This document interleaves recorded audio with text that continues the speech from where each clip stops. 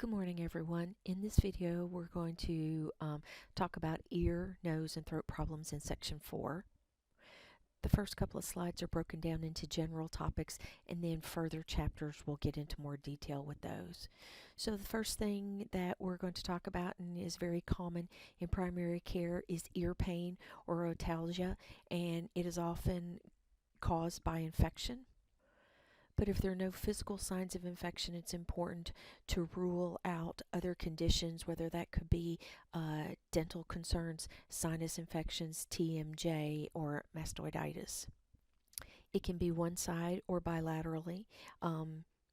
Certain ear pains are more prevalent in certain months, such as otitis externa being more seen in the summer months when people are out in the water.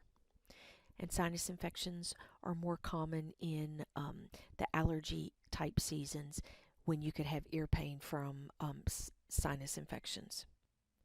Another common complaint in the ENT section is impaired hearing, and that's when there's decreased ability to hear, and this can be either permanent or temporary. It may involve the middle ear, which would indicate a mechanical or conductive problem, which often implies that it's reversible, or if it's the inner ear, it could indicate a nerve or a sensorineural issue.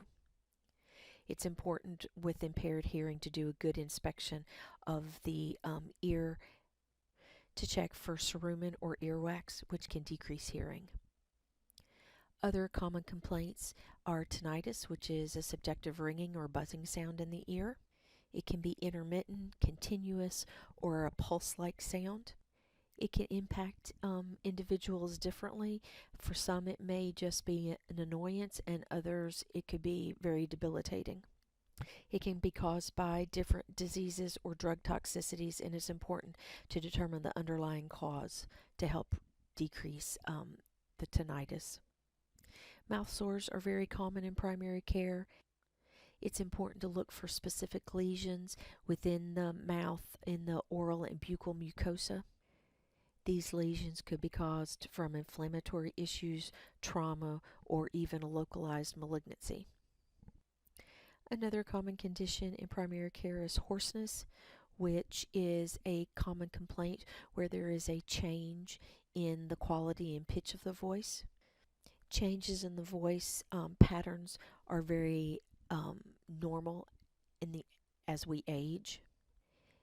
Men's voices may become weaker and higher in pitch as a result of muscle atrophy and increased stiffness of the tissues.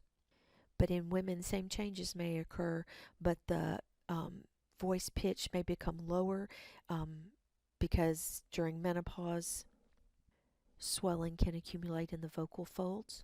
It is important to know that if the hoarseness does not improve, that it can be a cardinal sign of laryngeal cancer. Another common complaint is sore throat or pharyngitis, and it's defined as discomfort or pain in the throat that is most intense when swallowing. And it can be caused either by bacterial or viral infections. And we're going to go into these conditions more specifically throughout this slide deck. Next, we're going to talk about hearing and balance disorders, and the first one that we're going to address is hearing loss, and it can be acute or it can be gradual. It can be a symptom or a sign of multiple medical conditions. It's important in your review of systems to focus on any neurological concerns. You would want to check your cranial nerve functions, assess for facial weakness or tingling, loss of taste, or difficulty smelling. It's important also to assess your social and occupational history of the patient and ask for specific questions regarding noise or toxin exposures or any blast-related injuries. And it's important also to see if they have a history of hunting or target shooting. And also getting a complete list of medications and over-the-counter medicines. There are 3 tests that you can do in the office setting with a tuning fork. Those are the Weber, the Rhine, and the Schwabach tests, so be sure and review how to conduct those tests.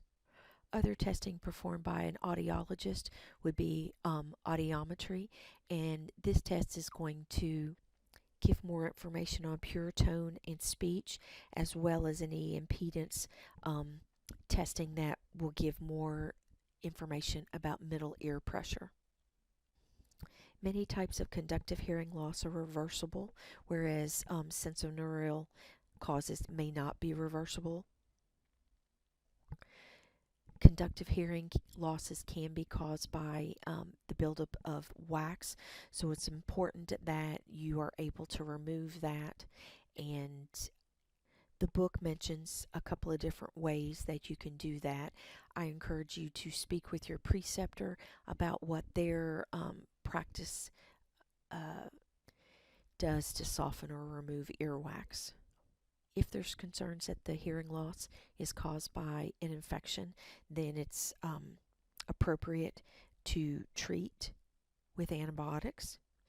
And based on the type of ear infection, we'll determine what the antibiotic is, and we'll review more of those in Chapter 23. For any patient that has a sudden sensorineural hearing loss, they should be referred for diagnosis and treatment. Next, let's talk about tinnitus. It can be intermittent, continuous, or pulsatile. It can be synchronous with the heartbeat. There are several risk factors associated with this condition, including hearing loss, inflammation of the labyrinth of the ear, history of high or low blood pressure, head trauma, or chronic exposure to noise, especially high-pitched sounds.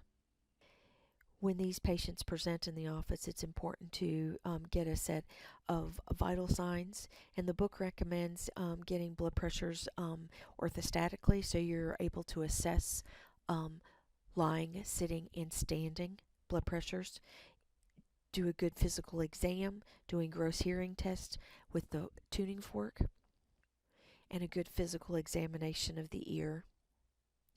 If the tinnitus is one-sided, or it's important to auscultate the upper part of the neck to detect for any bruits and to see if there's any weak pulse.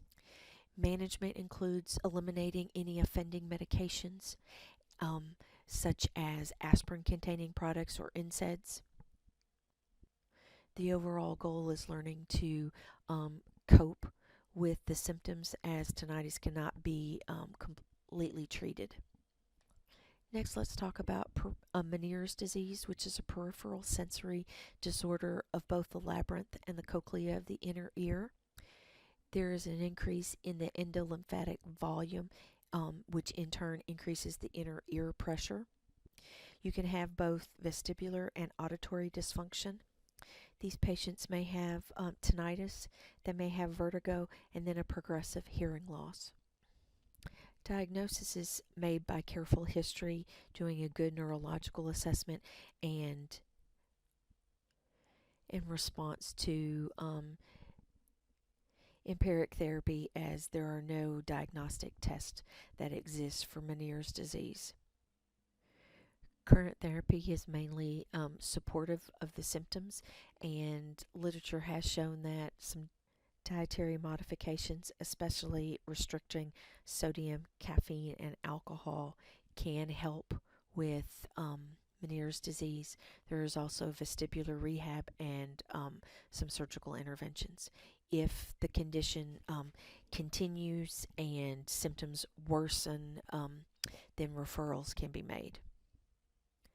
Next, we're going to start on inflammatory and infectious disorders of the ear. The most common is otitis externa, also known as swimmer's ear. And this is an inflammation of the lining of the auditory canal and the structures that lead to the outer ear. It is largely self-limiting.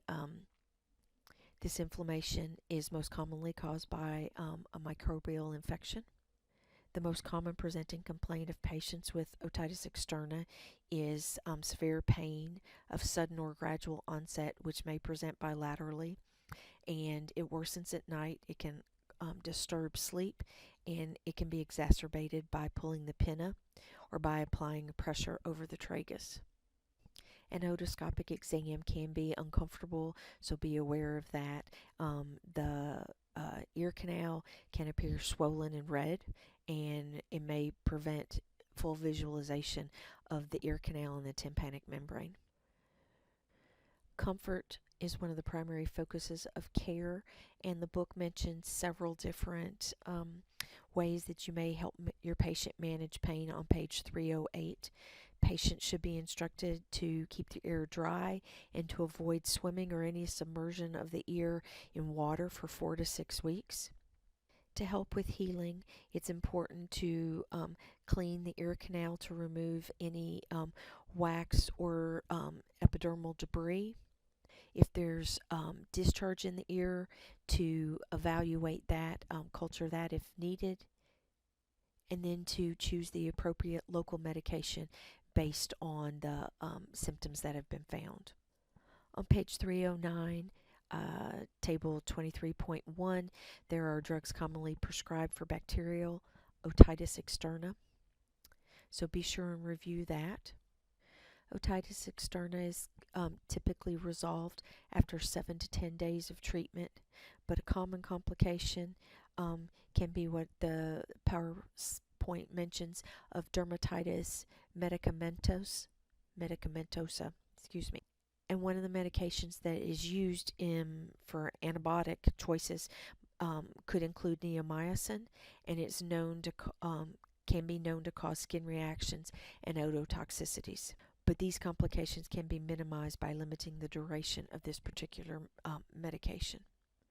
Next, we're going to talk about otitis media, and that can be broken down into acute otitis media, AOM, or otitis media with an effusion, OME, recurrent otitis media, chronic otitis media, and then based on the particular condition, we'll determine what the management is.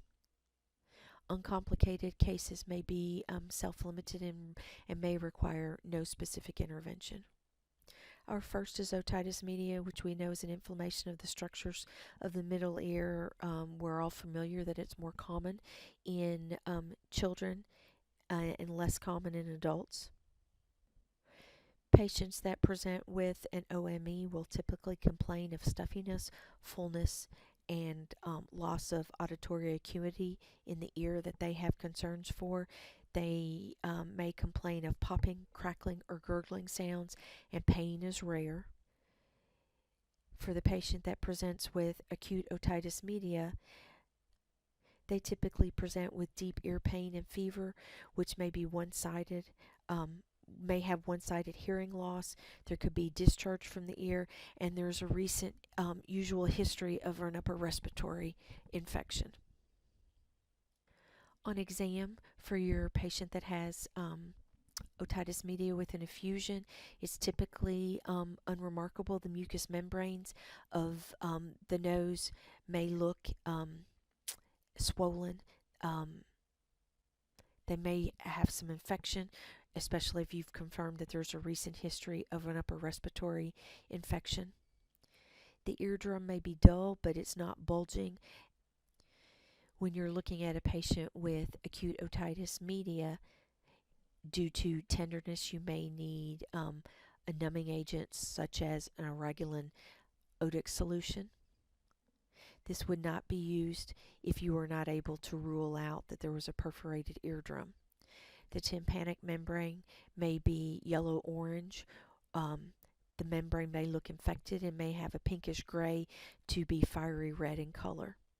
It's typically full or bulging, and bony landmarks are often absent or obscured when you're looking at them with the otoscope. Treatment will be dependent on what type of ear concern you have. On page 314, there are drugs commonly prescribed for otitis media in adults, so I would encourage you to review those. If you do have the patient that has otitis media externa and you're doing wakeful watching, it's important to monitor that the effusion is resolving, and the recommendation is to review that monthly. If the effusion is unresponsive to medical treatment and persists longer than 12 weeks, then a course of antibiotics should be considered, and then referral to an ENT. Let's talk next about inflammatory infectious disorders of the nose, sinuses, mouth, and throat. And the first one we're going to talk about is rhinitis, which is the inflammation of the nasal mucosa, seen by nasal congestion, runny nose, sneezing, itching, and postnasal drainage. Its cause can be varied but is generally categorized as either allergic or non allergic. It is often self limiting, but it can contribute to sleep loss, absenteeism from work or school, daytime fatigue, learning impairment, decreased long term productivity, and decreased quality of life. In viral rhinitis, when you're looking at these patients, the nasal mucosa typically appears reddened, and the throat may show inflammation. In allergic rhinitis, the mucosa may appear pale and boggy, being swollen, and it may take on a bluish tinge. The conjunctiva may appear reddened, and you may note that the back of the throat has a roughened appearance, may be referred to as cobblestoned. These patients also have dark circles under their eyes, which may be referred to as allergic shiners. Treatments of these conditions will focus on managing the symptoms and self care measures, and then also managing environmental triggers. On page 323, there are drugs commonly prescribed to help with rhinitis. It discusses antihistamines, first generation and second generation, decongestants, combined therapies, nasal sprays for intranasal corticosteroids. So be sure and review those on what medication would be best for your patient. Next, let's talk about rhinosinusitis, which is inflammation of the mucous membranes of one or more of the paranasal sinuses, and these can be frontal, sphenoid, erythmoid, or maxillary.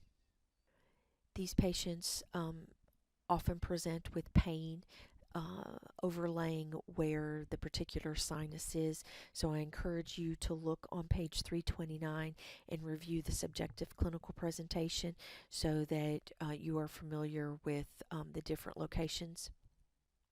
All sinusitis may present with nasal congestion. They can have a runny nose, feeling of pressure in their head, some cough, sore throat. They can have purulent nasal drainage. A nasal speculum should be used to examine the anterior nasal passages so you can see further up into the nose than just with regular illumination. It's also important to do a transillumination of the sinuses to see if you can note infection. You should be able to see your light go through the sinuses and exit the other wherever your light is extended. But if there's infection there, the light will not be able to go through. So if you have questions or concerns about transillumination, you can YouTube those, and there's 30-45 second videos on how to do that. So most sinus cases are caused by viruses rather than bacteria, and antibiotics are largely not helpful. So it's important for you to educate your patient on that. Saline rinses are helpful in removing drainage. The literature does support using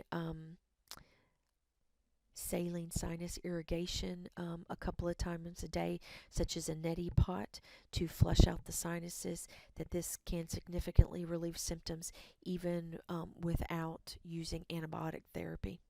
For the pressure and pain, you can encourage analgesic use. For the fullness, you can use expectorants to help liquefy sinus secretions and to facilitate drainage. And then if you feel that antibiotic use is needed, a list of antibiotics can be found on page 331. It's always important to encourage the patient to call back if symptoms do not improve, especially if you're doing a wakeful watching, or if you have prescribed medicines and antibiotics are not helping. If antibiotics are not helping, then it would be important to evaluate for antibiotic resistance. I think this is a good time to break. We'll end this video and we'll come back for part 2 to finish out noses, sinuses, mouths, and throat. Thank you.